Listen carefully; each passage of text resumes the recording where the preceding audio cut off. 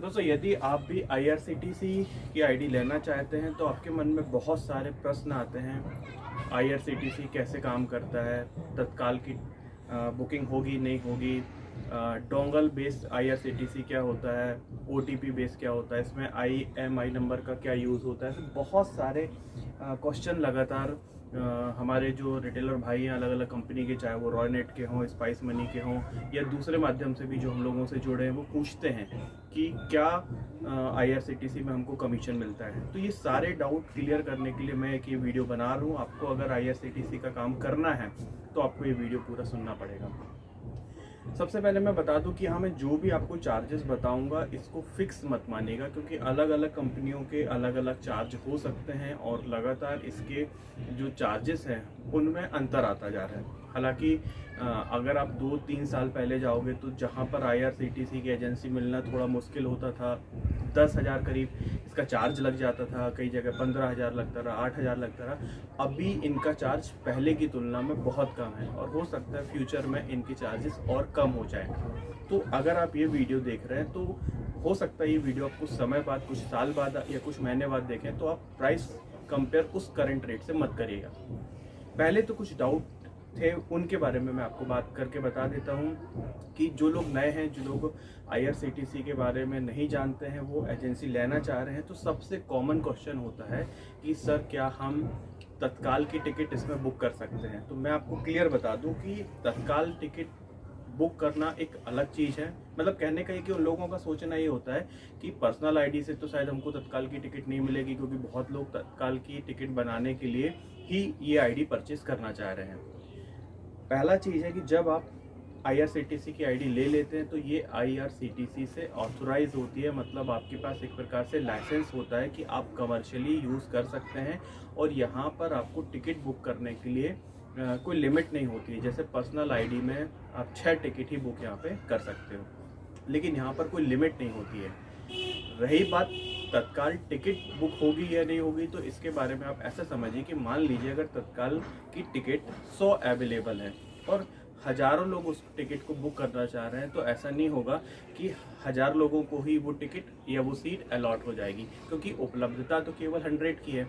तो इसी कारण केवल 100 लोग ही कर पाएंगे। अब अगर आप ये सोचो कि नहीं, मैंने तो IRCTC की ऑथराइज आईडी ली है, मतलब टिकट बुक होना ही चाहिए, तो ये पॉसिबल नहीं है। पहले आओ पहले पाओ वाली कंडीशन है। यदि तत्काल खुला है, आप आए हैं, उपलब्धता है, आपने बुक कर लिया तो आपको मिल जाएगा। यदि आप लेट हो गए, बुक पूरी हो चुकी है तो नहीं मिल पाएगा। इसमें इससे फ़र्क नहीं पड़ता कि आप स्पाइस की आईडी से ले रहे हो, रॉयनेट की ले रहे हो, पेनियर से ले रहे हो। नहीं तो कई लोग ये बोलते हैं कि सर हमने तो फलानी कंपनी से लिया था, तो वहाँ की आईडी से तो हो रहा है, यहाँ की आईडी से नहीं हो रहा। कंपनी से फ़र्क नहीं पड़ेगा, क्योंकि IRCTC का जो मेन पोर्टल है वो तो सभी के लिए कॉमन होगा। अभी जो IRCTC की आईडियाँ हैं वो 2 प्रकार की चल रही हैं। एक है डोंगल का बेस पे और एक है OTP बेस पर।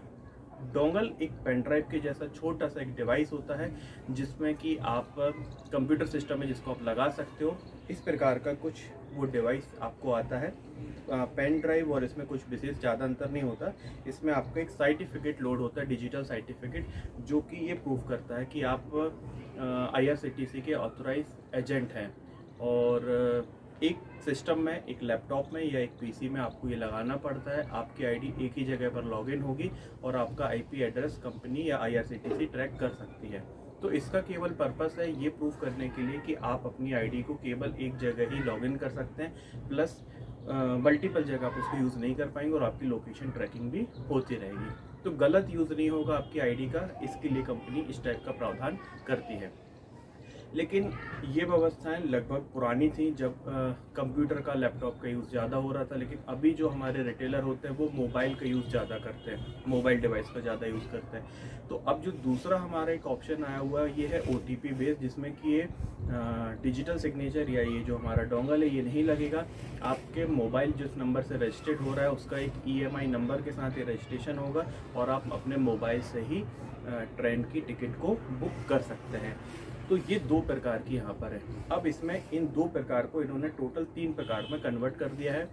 अगर आप IRCTC की आईडी ले रहे हैं तो उसमें आपको बताना पड़ेगा कि आप डोंगल बेस लेना चाह रहे हैं, या केवल OTP बेस लेना चाह रहे हैं या दोनों लेना चाह रहे हैं, मतलब आपको एक डोंगल भी मिल जाएगा और एक OTP बेस सिस्टम भी वहाँ पर मिल जाएगा। तो जब आप चाहें तो PC में भी कर सकते हो, जब आप चाहो तो आप मोबाइल ऐप पे भी लॉगिन करके टिकट को बुक कर सकते हैं। तो यहाँ तक तो आपको कॉन्सेप्ट क्लियर हो गया होगा कि तत्काल टिकट बुक कर तो हो जाएगी, लेकिन उपलब्धता के बेस पर होगी। कितने प्रकार का है वो आपको क्लियर हो गया। अब अगर चार्जेस की बात करें तो OTP बेस का जो रेट है वो अलग अलग कंपनियों में और क्वांटिटी के वाइज अंतर हो सकता है, लेकिन मोटा मोटा अगर हम देखें तो 2000 से लेके 2500 रुपये के बीच में आपको OTP बेस मिल जाएगा।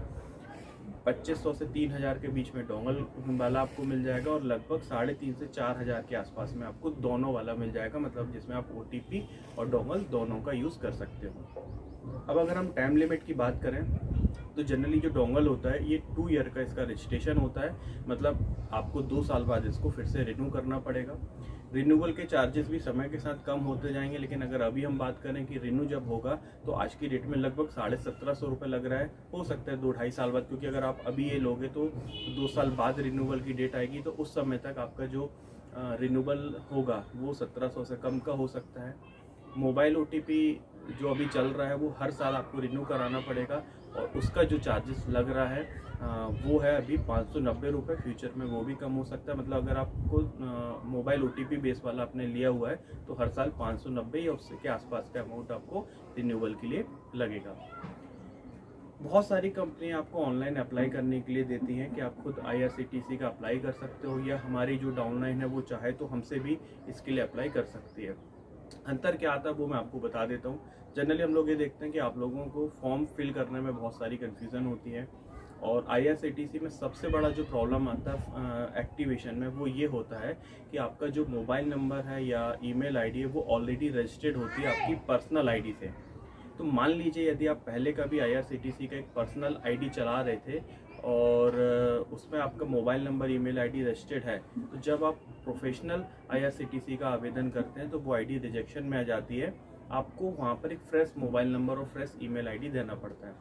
तो ये सारे रिजेक्शन अगर आप खुद अप्लाई करते हो तो आपको कई बार पता नहीं लग पाता, लेकिन अगर आप जब डिस्ट्रीब्यूटर के माध्यम से या किसी एजेंसी के माध्यम से लेते हो तो उनको ये रिजेक्शन दिखाई देता है और वो आपको बता सकता है।